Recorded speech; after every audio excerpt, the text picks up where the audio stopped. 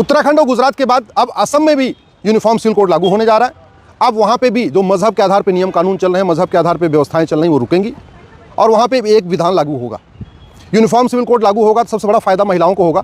एक पति एक पत्नी का नियम लागू हो जाएगा तो कम से कम सौतन आना बंद हो जाएंगी, घर में आपसी जो कलह होता था वो रुक जाएगा।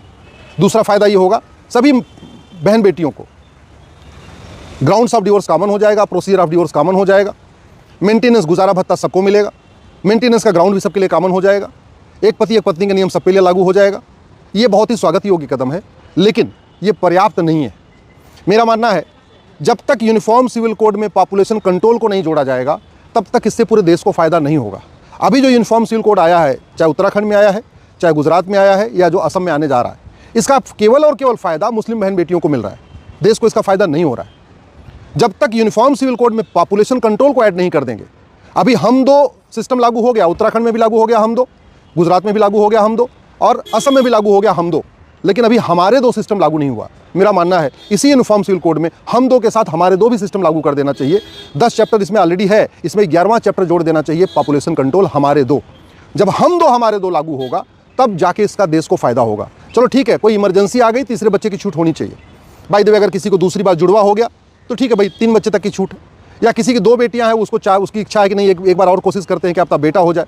सामान्यतः भारत में लोग बेटे की चाह में ऐसा करते भी हैं, तो ठीक है 2 बेटियां हो गई तो एक बार और उसको चांस मिलना चाहिए, क्या पता तीसरी बार उसको बेटा हो जाए।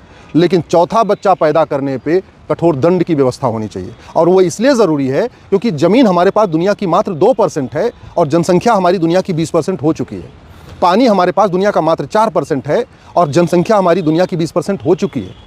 ग्राउंड वाटर खत्म हो रहा है, 50 जिलों में पानी खत्म हो गया, 200 जिलों में पानी 200 फीट नीचे चला गया। इतनी जो गर्मी बढ़ रही है, इसका मूल कारण जनसंख्या विस्फोट है।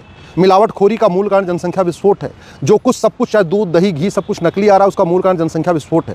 तो उत्तराखंड हो या गुजरात हो या असम हो, जो लोग हम दो हमारे दो फॉलो कर रहे, उनको तो कोई फ़र्क नहीं पड़ेगा। लेकिन जो लोग जानबूझ के या अनजाने में या किसी के बहकावे में या किसी के कहने पे या किसी भी कारणवश जो ये 12 बच्चे 14 बच्चे 16 बच्चे कर रहे हैं, इस पर रोक लगाना ज़रूरी है। संसाधन बहुत सीमित है, लोग टैक्स दे के परेशान हैं। सरकार जब तक 2 करोड़ गरीबों को मुफ्त में घर बना के देती है, 10 करोड़ बेघर पैदा हो जाते हैं। सरकार जब तक 2 करोड़ रोज़गार जनरेट करती है, 10 करोड़ बेरोज़गार बढ़ जाते हैं।